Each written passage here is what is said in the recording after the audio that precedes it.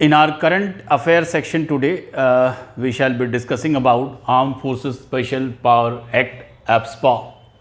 So, we will try to understand why this is in news, what is this law about, what is the Disturbed Area Act, the authority which declare any state or part of the state as the disturbed area, what is the history behind this AFSPA, and what are the which are the states which are affected by this law, what kind of powers are granted to the armed forces with this law, and is there any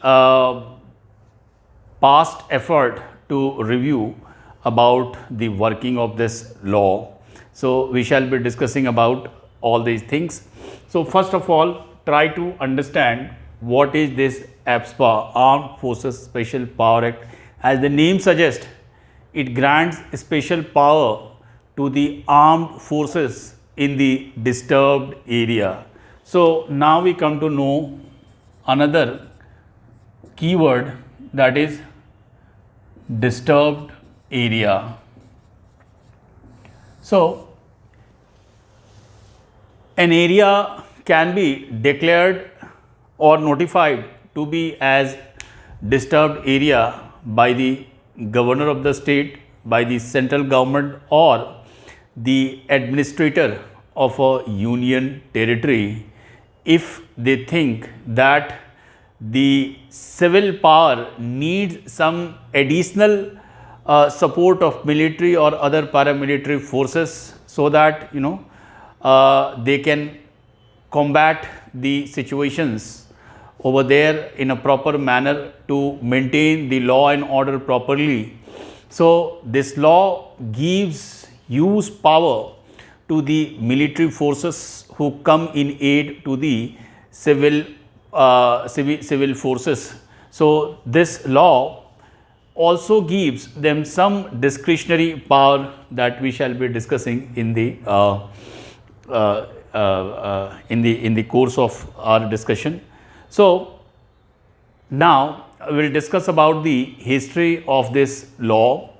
So, this force AFSPA was first time implemented during the Quit India movement. So, after the start of Quit India movement in 1942, Viceroy Lord Linlithgow enacted this legislation, and that gave sweeping power to the armed forces to contain the spread of the Quit India movement. After India got independence in 1958, this law was again enacted during the first Prime Minister Jawaharlal Nehru's cabinet. So, that was the time when northeastern states, especially they were facing lot of insurgencies, and the demand for Nagaland was growing. That time Nagaland was not a state in northeastern India. So, in order to contain those discontent, this law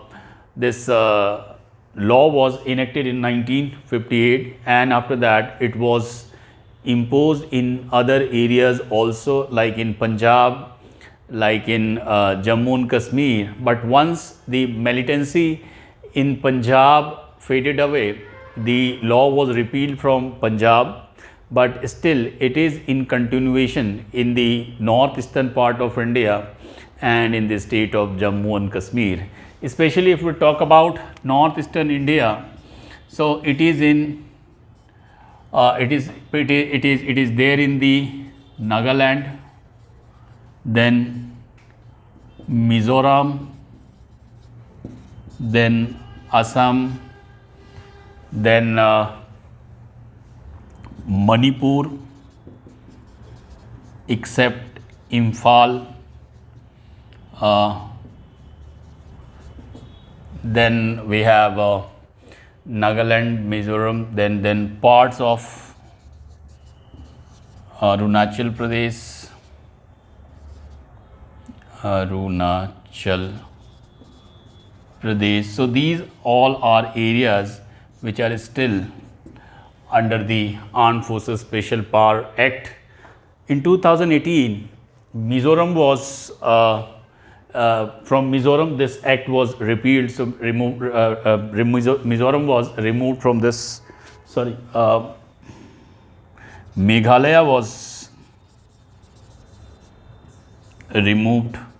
So this law is no longer in force in Meghalaya. So barring Meghalaya and Tripura, rest of the northeast have this laws. So as we were discussing, this law gives huge power to the armed forces. They can restrict assimilation of 4 to 5 people.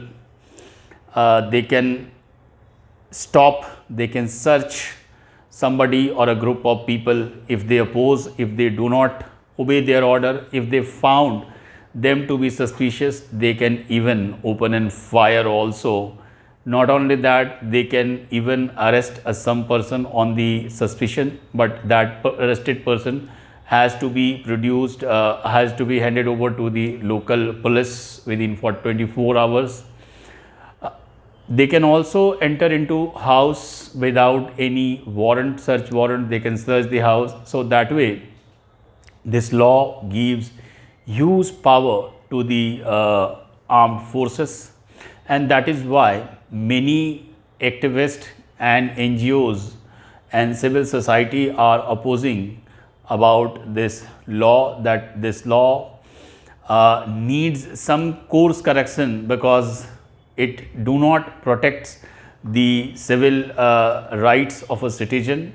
Of course, as far as dealing with insurgents are concerned, they should have the right, but also they should practice this law in such a manner that civilian lives can be saved. So in that respect, in 2004, central government appointed a 5-member committee under Justice BP Jeevan Reddy to review the provisions of the act. The committee in its report submitted said that the law should amended so that the civil rights can be protected. Later on, Second Administrative Reform Commission led by Veerappa Moily also suggested about the amendment in the act, but because of opposition from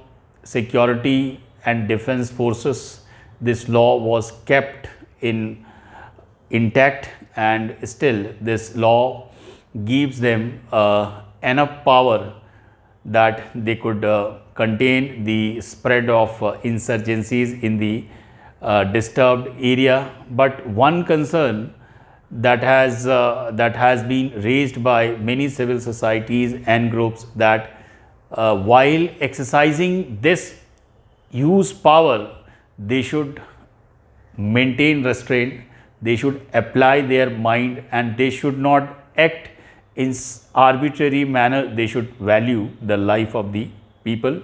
So this is the current status after the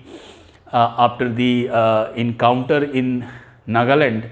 Many groups, including the state government of Nagaland, are demanding for repeal of the law. Thank you.